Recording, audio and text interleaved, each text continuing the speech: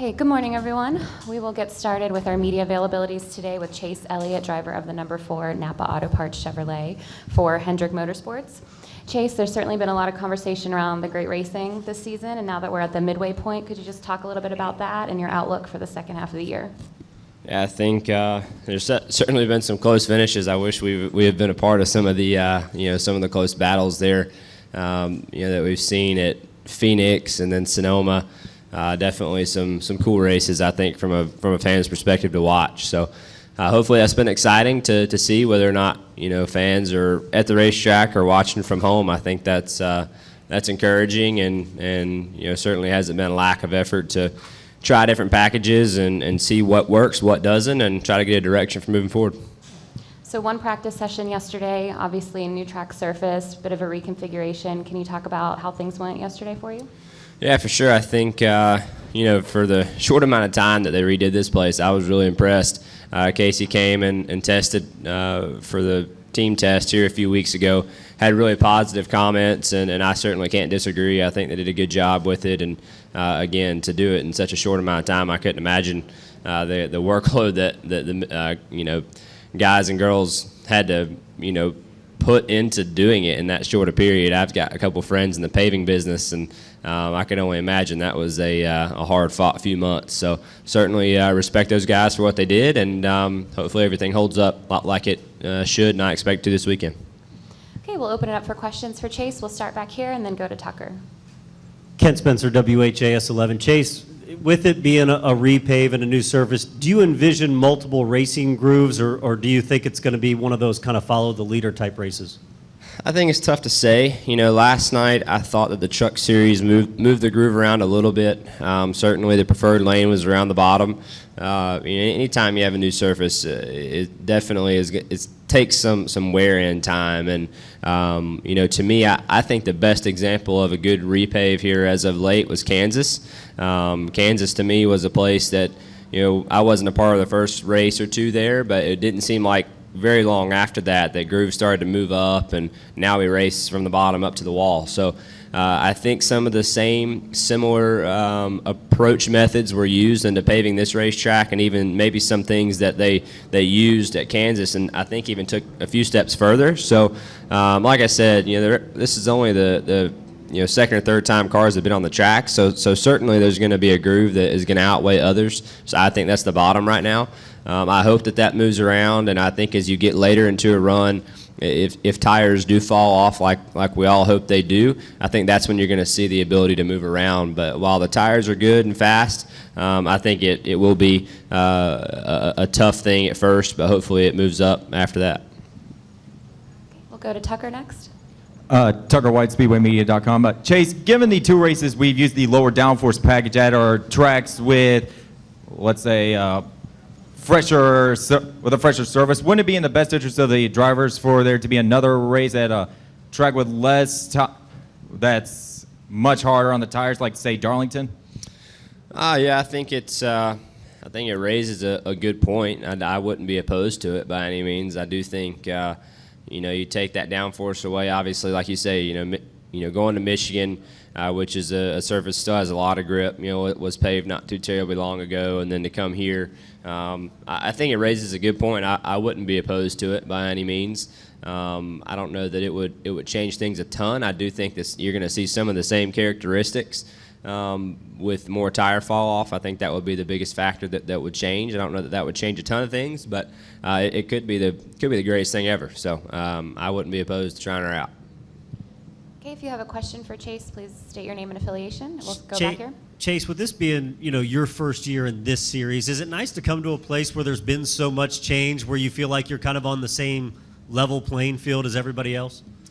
Yeah, I mean, I was looking forward to this race just because you have a repave. I've come to Kentucky a few times over the past couple of years on the Xfinity side, and you hear about the changes, and I think you're more just excited to see what that's all about and the changes that it brings. Certainly the guys who win frequently and are champions, they're champions for a reason. They're good at what they do. They don't care if it's a new racetrack they've never seen or a place they've been going to for 20 years. I don't think it really matters from that standpoint. So I don't think it makes your job any easier or anything like that, just because nobody else has seen the place before. In my opinion, those guys are really good at what they do. Okay, we'll go with our next question. Charlie Leffler, BulliCountySports.com. With the track being such an unknown, with the repave and everything, do you think that gives an advantage to the more experienced drivers, or does it just leave an open door? Well, I mean, it's somewhat of an unknown, but I mean, you have to. I think sometimes you have to kind of step back and look at it from a general perspective and recognize that it's a 1.5 mile racetrack. We're turning left, and we're still trying to go as fast as possible. So the guys who have been doing that for a long period of time, certainly, as I stated a second ago, are good at what they do, and they're in the positions they're in for a reason. So yes, the majority of us have never seen this place before, but we're all still trying to achieve the same things that we try to achieve each week. So it is different. The surface is a little different than it was when we were raced here last, but the world has not quit turning. We're still trying to do the same things. Any additional questions for Chase? Okay, we'll go over here. Emily Spank with Popular Speed. Tell me about how you feel about the 24 Camp and Hendrick Motorsports as an organization so far this year. Yeah, well, I'm really proud of our group in particular. First and foremost, to see those guys firsthand, how they work and how they operate. Just really just glad to have the group of guys that I have. I'm really just lucky to have Alan on the box. I think he's an incredible crew chief, and I think he does a really good job.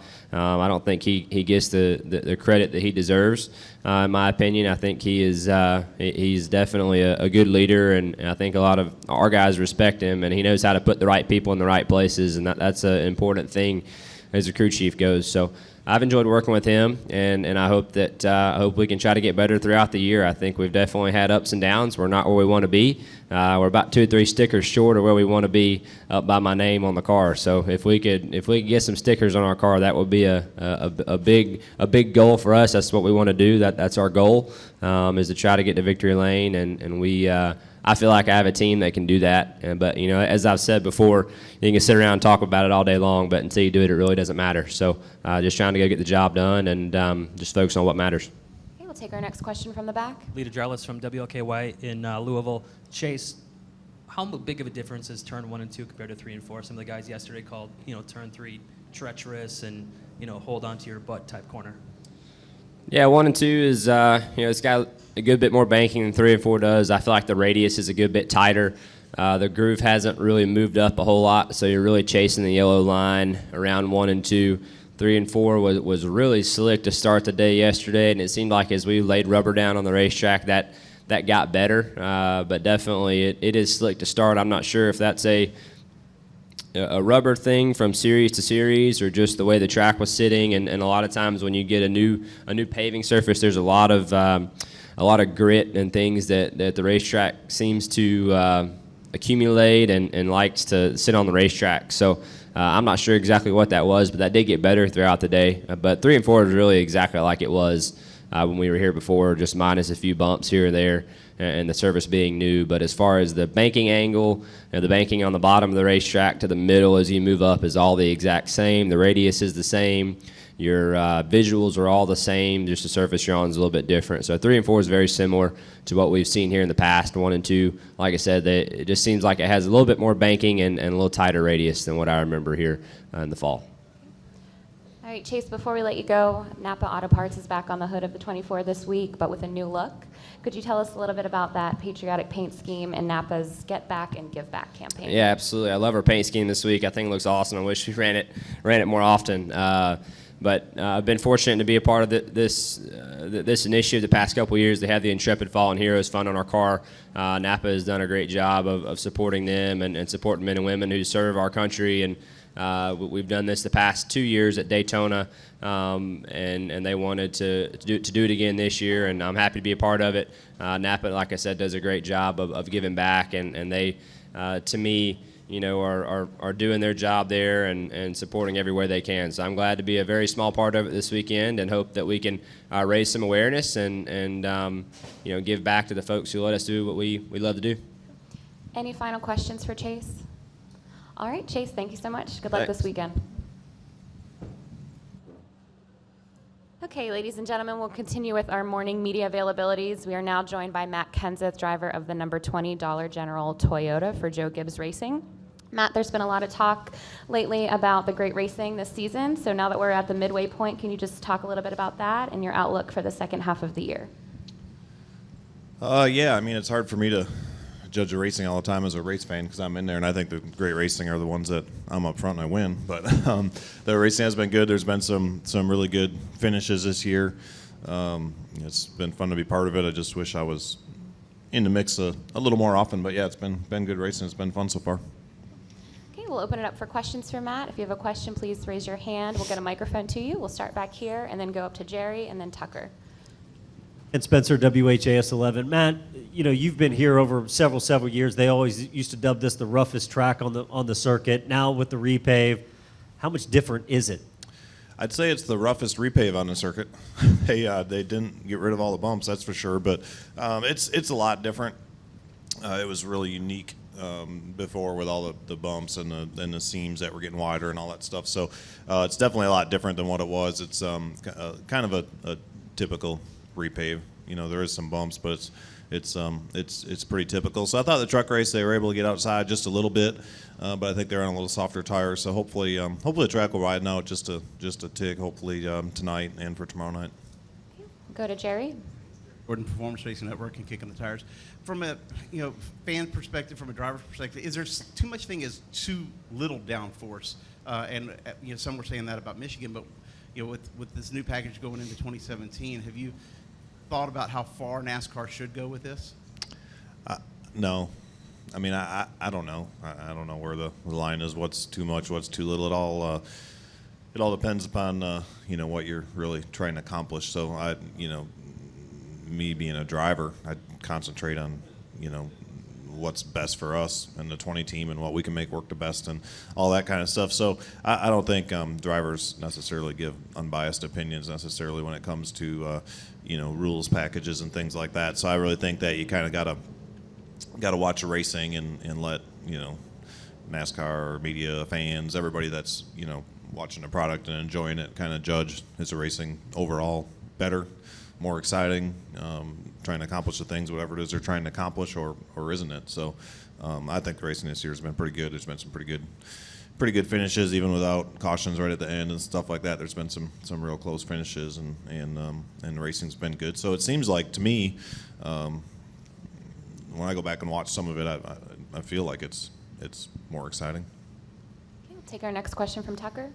Tucker White, SpeedwayMedia.com. Out. Matt, with the two races we've had with this lower downforce package, we've run them at tracks with a less abrasive surface. Wouldn't it be in the interest of the drivers for the NASCAR to add another race with it at a track with a more abrasive surface like Darlington?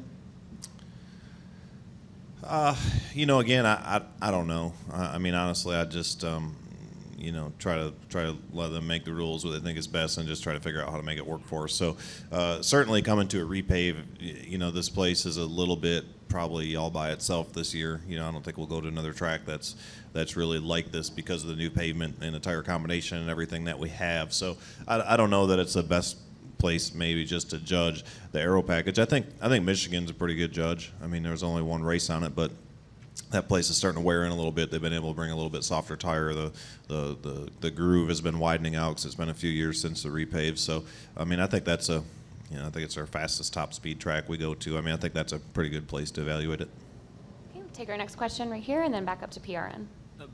Matt, with this being such a new surface and a repave, do you think it's going to be possible to have multiple racing grooves tomorrow night? And also, there's been some guys that have been really successful. I mean, you won here several years ago, Keselowski, Busch. Does it level the playing field at all? Well, it's a totally different racetrack for sure. I'd say it's basically like starting over. I mean, there's some of the characteristics that are the same, but it's kind of like starting over. But it almost is every year, honestly, with the rules changes, the development all the teams make with the cars, the tire changes, all those things. There are a lot of variables that change it each and every time you come back, especially at tracks like this. You only come to once a year. I think the track's going to widen out a little bit. I think it's going to be wider than a lot of the repaves in the past that we had. It seemed like the limited practice we had yesterday, it wasn't quite like a typical repave in the sense that you know, when they did Kansas, Michigan, some of those places, you know, you never had to put tires on. Every lap was faster. You know, if you ran a 20-lap run, your 20-lap was the fastest. And from the limited practice and the cars I looked at yesterday, it didn't seem like that was the case. It seemed like there was actually some fall off, which is really not typical. So having that, you know, always, I think, induces more passing. You know, if somebody has better tires than the next guy, and hopefully that'll widen the groove a little bit as well. Okay, next question. Mark Garrow, PRN. Matt, at this point we've got 11 different winners. We're getting close to the end of the regular season. Do you see that becoming 12, 13, 14? Do you see anybody out there that could potentially add to that list, or are these 11 guys just going to divvy up the rest of them? You know, I certainly can't predict what's going to happen in these races. There's certainly way more than, you know, 11 cars, teams, and drivers out there that are capable of winning races if everything goes right on any given day. So, I mean, certainly there's a lot of people out there that don't have a win this year that are plenty capable and could get a win, you know, before the chase starts. But that's pretty hard for me to predict. Do you consider this a wild card race because of the repay, or somebody different could jump out of there? You never know. I mean, I think that in a way every week is a little bit of a wild card. You never know what's going to happen. I think it's you know, it's really competitive right now. All the cars are very, very close to the same speed. I mean, they have been for several years, but when you look down the lap times, they all go, you know, the spread keeps getting tighter and tighter and tighter. So a lot of good cars and good teams that haven't won yet that easily could win. I mean, you could have 16 by the time it's over. You don't know. So, I mean, yes and no. It's going to be a little different. I mean, I think that, you know, it might open up opportunities, but it feels like more weeks than not you're racing the same guys if you're going to have a shot to win. Okay, go to Jerry. Jerry Jordan, former Station Network, Kicking the Tires. It's a kind of a non-racing question, but you've been around this sport for a long time, and you've seen, you know, fans, security, things of that nature. With what's going on, last week we saw a huge security increase in Daytona, also here, what happened last night in Dallas. Do you worry about, from a safety perspective, with your families and all of us being here at the tracks each week? Does that ever? How do you weigh that when you guys are doing what you do out on the track? Honestly, I've never spent a lot of time worrying about that. I don't do the best job at it because we all worry about things we can't control at times, but I try not to spend a lot of time worrying about things that I don't have any or much control over. You know, you hope nothing like that ever happens at the racetrack. You hope it never happens anywhere, you know, really. But yeah, it's been it's, you know, around the globe, not just here, but it's been kind of a scary time with all the shootings and things like that for sure. But I have not really spent any time, you know, thinking about that at the racetrack or whatever. Probably spent more time thinking about, you know, where it's happening and what's going on and why and how do we fix it. Take our next question from the back. Alicia Hughes with the Herald Leader. Matt, you are the only guy not named Kyle or Brad to actually win the Cup race here in its short history, and I believe you've got the second best average finish of any driver. What are some of the intangibles about your style and your team that have made you guys so good at this track? Well, I mean, for me, driving for JGR obviously is a big advantage. You know, all our cars, including, you know, Martin, have been really fast. We were off yesterday, but the other four guys were first through fourth on the speed chart again. So obviously everybody at JGR is doing their homework, and at TRD is making good power, and the cars are really fast. So you know, it doesn't take long to learn that you can't run up front or win without fast race cars. So it all starts with that. So you know, our cars have been running fast here last year and this year, you know, as well. So I think that's where it starts. Any final questions for Matt? Okay, Matt, thank you. All Good right, luck welcome. this weekend. Thanks.